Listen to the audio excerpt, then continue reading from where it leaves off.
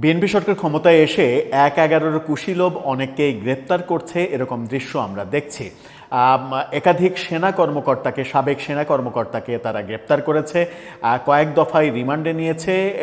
সেই দৃশ্য যখন আমরা দেখছি তখন চতুর্দিকে আলোচনা চলছে যে ১/১১-র কুশীলব কি সাবেক সেনা কর্মকর্তারাই শুধু, নাকি সিভিল সোসাইটির সুশীল সমাজের প্রতিনিধি কেউ কেউ ১/১১ সংগঠিত করেছেন, পেছনের মাস্টারমাইন্ড ছিলেন, এবং ১/১১-র কুশীলব যারা ছিলেন তারা অনেকেই, তাদের বেশিরভাগই এই সদ্য অতীত হওয়া অন্তর্বর্তী সরকারের কুশীলব ছিলেন, এবং দুই আমলেই তাদের টার্গেট ছিল রাজনীতি বন্ধ করে দেয়া, বিরাজনীতিকরণ তৈরি করা এবং সুশীল সমাজের প্রতিনিধিদের ক্ষমতা দীর্ঘায়িত করা, যেটা আমরা গত ১.৫ বছরে প্রফেসর ইউনূস সরকারের আমলেও দেখেছি যে ১০ বছর ৫০ বছর জনগণ তাদের ক্ষমতায় দেখতে চাই, এরকম বয়ান প্রফেসর ইউনূস নিজেও দিয়েছেন। এটা নিয়ে বাংলাদেশ প্রতিদিনে একটা চমৎকার রিপোর্ট তৈরি করা হয়েছে, যেখানে বলা হচ্ছে যে ১/১১-র কুশীলব যারা ছিলেন তারাই এই যে ২৪-এর আন্দোলন পরবর্তী যে সরকার, অন্তর্বর্তী সরকার, সেই সরকারের কুশীলব হয়ে ক্ষমতা দীর্ঘায়িত করার পাকাপোক্ত সিদ্ধান্ত নিতে চেয়েছিলেন। শেষমেশ বাধ্য হয়ে নির্বাচন দিয়ে তারা পালিয়েছেন। চলুন একটু জেনে দেখি যে ১/১১-র কুশীলব বলতে শুধুমাত্র বিএনপি সাবেক সেনা কর্মকর্তাদের যখন ধরছে, তাদেরকে অপরাধী ভাবছে, তখন বিগত অন্তর্বর্তীকালীন সরকারের প্রধান ডক্টর ইউনূস সহ অনেকেই যারা ১/১১-র কুশীলব ছিল, তারা এই সরকারে এসে আবারও রাজনীতি থেকে বিরাজনীতিকরণ এবং নিজেদের মতো করে দেশ চালানোর এবং বিদেশ নির্ভরতা তৈরি করা, গোলামির চুক্তি করা, এই মেটিকুলাস ব্যাপারগুলো কিভাবে করলেন। তাহলে অভিযোগের তীর শুধুমাত্র এই সাবেক সেনা কর্মকর্তাদের দিকে কেন থাকে, কেন অভিযোগের দিক প্রফেসর ইউনূসদের দিকে যাচ্ছে না, একটু আলোচনা করে দেখি এই ভিডিওতে। থাকবেন পলিটিক্স টিভির নিয়মিত আয়োজনে।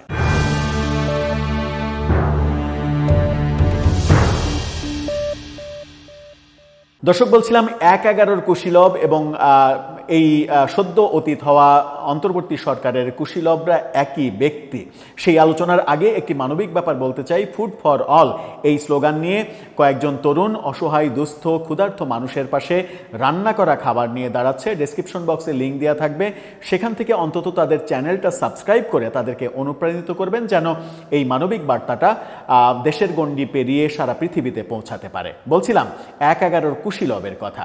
১/১১-র যারা কুশীলব ছিলেন তাদের অনেকেই, বেশিরভাগই এই অন্তর্বর্তী সরকারের কুশীলব ছিলেন।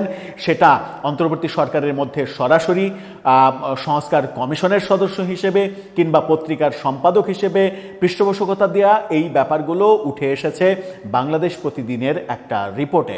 বাংলাদেশ প্রতিদিন কাদেরকে এই দোষে দোষিত বলছেন এবং তাদের দিকে সরকার নজর দেবে কিনা সেই প্রশ্ন উত্থাপন করছে।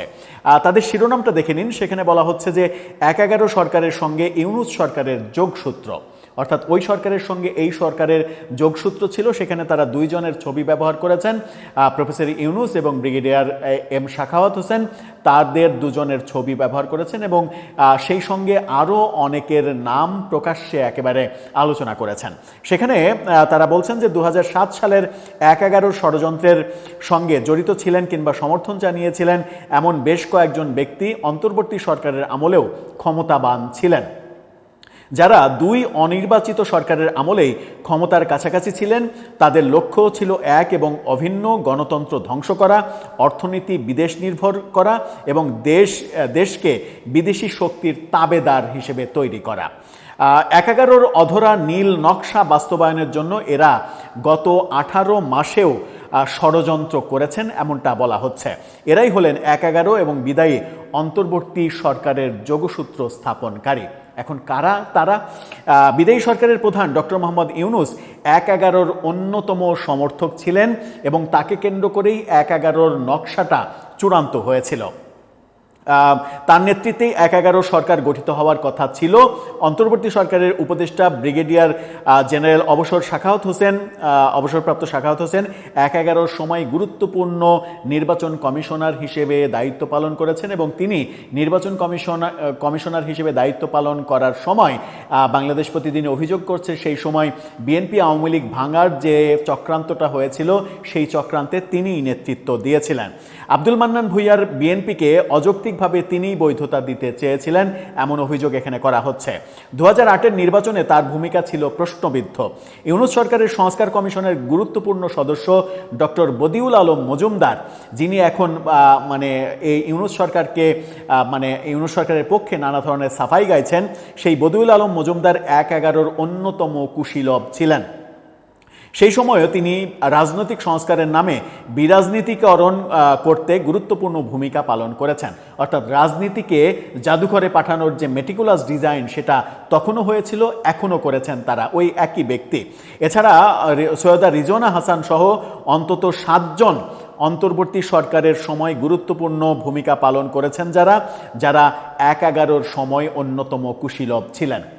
খুবই গুরুত্বপূর্ণ একটা তথ্য যে এই অন্তত ৭ জন উপদেষ্টা অন্তর্বর্তীকালীন সরকারের, তারা ১/১১-র কুশীলব ছিলেন এবং উপদেষ্টার বাইরেও যারা ইউনূস সরকারকে মেটিকুলাস ডিজাইনের সহযোগিতা করেছে অনেক দিন ক্ষমতায় থাকতে, ১০ বছর ৫০ বছর পর্যন্ত ক্ষমতায় থাকতে, বদিউল আলম মজুমদার সহ ২টি পত্রিকার সম্পাদকের কথা বলা হচ্ছে যারা ১/১১-র অন্যতম কারিগর।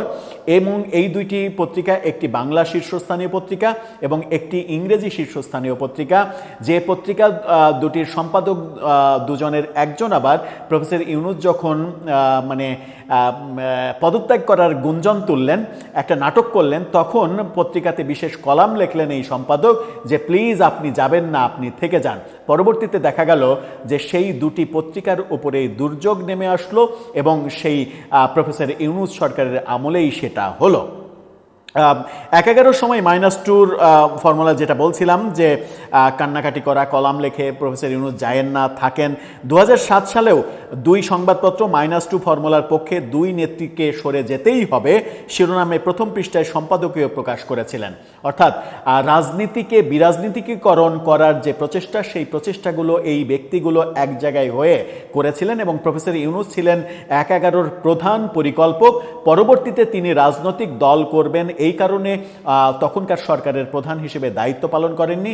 এরপরে আমরা দেখলাম যে নাগরিক শক্তি নামে রাজনৈতিক দল তৈরি করার চেষ্টা করলেন এবং সেখানে যখন তিনি ধাক্কা খেলেন, ব্যর্থ হলেন, যখন বুঝলেন যে এটা তার পক্ষে সম্ভব নয়, জনগণের সমর্থন তিনি পাবেন না, তখন তার আগেই ১/১১ সরকার গঠিত হয়ে গেছে, তখন আর সরকারে থাকা তার পক্ষে সম্ভব যেহেতু হয়নি এবং রাজনীতি করাও সম্ভব হয়নি, সেহেতু তিনি দেশও ছেড়েছিলেন। এই ব্যাপারগুলো সামনে উঠে আসছে। বিগত ১.৫ বছর এই ২ সম্পাদকও নানাভাবে প্রফেসর ইউনূস সরকারকে বহুদিন ক্ষমতায় রাখার অন্যতম পরিকল্পকদের মধ্যে তারা দুজন অন্যতম, এটা বলা হচ্ছে। বিএনপি সরকার দেশ পরিচালনার দায়িত্ব নিয়েই ১/১১ ষড়যন্ত্রকারীদের আইনের আওতায় আনার উদ্যোগ নিয়েছে। ১/১১ সময় সেনাবাহিনীতে থাকা গুরুত্বপূর্ণ কয়েকজনকে গ্রেপ্তার করে তাদের জিজ্ঞাসাবাদ করছে। এর ফলে ২০০৭ সালে সংগঠিত বিরাজনীতিকীকরণ ষড়যন্ত্রের বিচার হবে বলে জনগণ আশা করছে। এই বিচার দেশের গণতন্ত্র এবং ভবিষ্যতের অবৈধ ক্ষমতা দখলের চেষ্টা রোধ করার ক্ষেত্রে একটা বড় ভূমিকা পালন করতে পারে। ১/১১-র এসব সুশীল ষড়যন্ত্রকারীকে এখনও আইনের আওতায় আনা হয়নি। বলা হচ্ছে যে যারা এই শুধুমাত্র সাবেক সেনা কর্মকর্তারা, মূল যারা এই প্রফেসর ইউনূসের নেতৃত্বে মূল যারা ২টি পত্রিকার সম্পাদক, সুজনের সম্পাদক, সৈয়দা রিজওয়ানা হাসান সহ ৭ জন অন্তত উপদেষ্টা, সরকারের ভেতরে থাকা অনেকে, তারা ১/১১-র কুশীলব ছিলেন এবং প্রফেসর ইউনূসের অন্তর্বর্তী সরকারের মেটিকুলাস ডিজাইনেও ছিলেন। তাদেরকেও আইনের আওতায় আনতে হবে এমনটা বলা হচ্ছে। ২০০৭ সালের ১১ই জানুয়ারি ক্ষমতা দখলের আগে যারা এ ধরনের একটি সরকারের পক্ষে জনমত সৃষ্টি করেছিলেন, যারা এই সরকারের রূপরেখা তৈরি করেছিলেন, তারা কারা? এই প্রশ্ন করা হচ্ছে। সে সময়ের ঘটনা প্রবাহ বিশ্লেষণ করলে দেখা যায় 2001 সালের অক্টোবরের নির্বাচনে বিএনপি নিরঙ্কুশ বিজয় লাভের পর থেকে এক ধরনের পরিকল্পনা চলতে থাকে যে কিভাবে বাইরের দেশের ষড়যন্ত্র এখানে প্রতিষ্ঠিত করে সরকারকে উৎখাত করে একটা সুশীল সমাজের একটা সরকার গঠন করা যায়, সেই কথাও এখন বলা হচ্ছে। এই প্রক্রিয়া বাস্তবায়নের জন্য 2006 সালে ডক্টর ইউনূসকে শান্তিতে নোবেল পুরস্কার দেয়া হয়। এই ভয়াবহ তথ্যও দেয়া হচ্ছে যে প্রফেসর ইউনূসকে শান্তিতে যে নোবেল দেয়া হয় সেটাও এই ষড়যন্ত্রের একটা অংশ, যেটা আমেরিকার ডিপ স্টেটের ষড়যন্ত্র। এবং ডক্টর ইউনূসের বন্ধু বিল ক্লিন্টন তার একটি বইতে এই কথাটা লিখেছিলেন। মাই লাইফ আত্মজীবনী মাই লাইফে বলেছেন ইউনূস যেন নোবেল পুরস্কার পান সেজন্য তিনি সুপারিশ করেছিলেন। অর্থাৎ এই পরিকল্পনাটা ফাঁস হয়ে গেছে বিল ক্লিন্টনের লিখাতে, নিজের লিখাতে। স্মরণ করা যেতে পারে দেশি বিদেশি ষড়যন্ত্রে দেশের রাজনৈতিক পরিস্থিতি যখন উত্তপ্ত এবং সংঘাতপূর্ণ, ঠিক তখনই গ্রামীণ ব্যাংকের ব্যবস্থাপনা পরিচালককে নোবেল পুরস্কার দিয়ে তাকে বাংলাদেশের জনগণের আলোচনার কেন্দ্রবিন্দুতে নিয়ে আসা হয়, যেন নোবেল পুরস্কার পাওয়ার ক্ষেত্রে তাকে কেন্দ্র করে বাংলাদেশে সুশীল সমাজের নেতৃত্বে একটা সরকার গঠন হতে পারে, যে সরকার গঠিত হয়ে রাজনীতিকে দূরে সরিয়ে দেবে, সুশীল সমাজ দেশের শাসনভার গ্রহণ করবে। সেই ষড়যন্ত্র 2007 সালে বাস্তবায়ন করা সম্ভব হয়নি পুরোপুরি, যেটা 2024 সালে প্রফেসর ইউনূস আবারও বাস্তবায়নের চেষ্টা করেছেন। নিজের মুখেই বলেছেন যে আমাকে 10 বছর 50 বছর ক্ষমতায় দেখতে চাই, নিজেই নিজেকে ভিভিআইপি ঘোষণা করেছেন। এই ব্যাপারগুলো আমরা দেখেছি। দেশের প্রধান দুটি দলের মুখোমুখি অবস্থানকে উস্কে দিয়েছিল সুশীল সমাজের মুখপাত্র, দুটি সংবাদপত্র, এমন অভিযোগও এখানে করা হচ্ছে।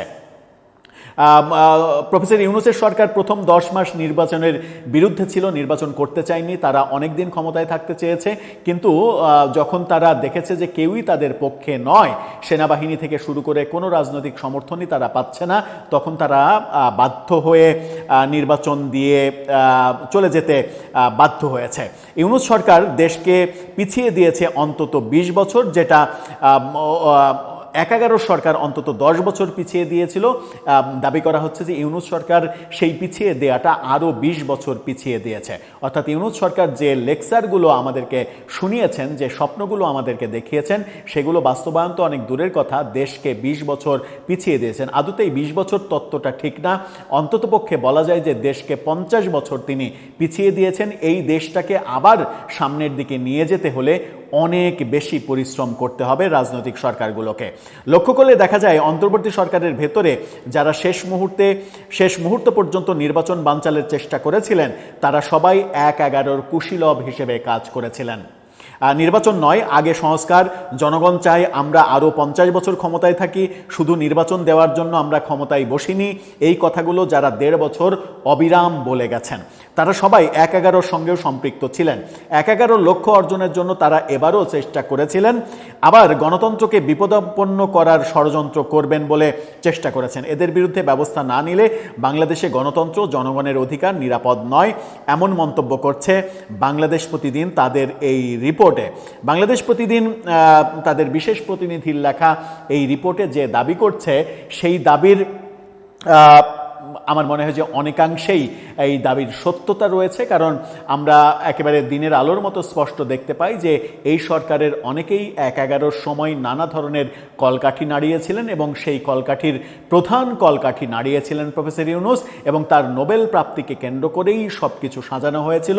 এবং তখনও আমেরিকার ডিপ স্টেটের পরিকল্পনা বাস্তবায়নের চেষ্টা করা হয়েছিল, তখন ব্যর্থ হয়ে রাজনৈতিক দল করতে ব্যর্থ হয়ে 2024-এ এসে তিনি রাজনৈতিক দল করার পরোক্ষভাবে রাজনৈতিক দল করার স্বপ্ন বাস্তবায়ন করেছেন, এরকমটাও অনেকে বলেন।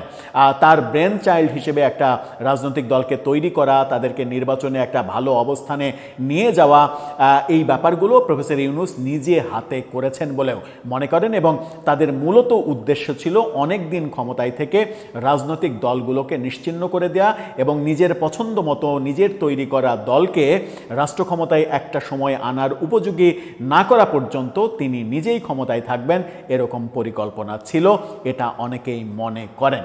দর্শক, আপনারও কি তাই মনে হয় ১/১১ কুশীলব শুধুমাত্র এই সাবেক কয়েকজন সেনা কর্মকর্তা? এই থিওরিতে এগোনোটা কি ঠিক হচ্ছে, নাকি বাংলাদেশ প্রতিদিন যেটা বলছে সেটা আমলে নেওয়া উচিত? আপনার মন্তব্য জানিয়ে লিখতে পারেন আমাদের কমেন্ট বক্সে।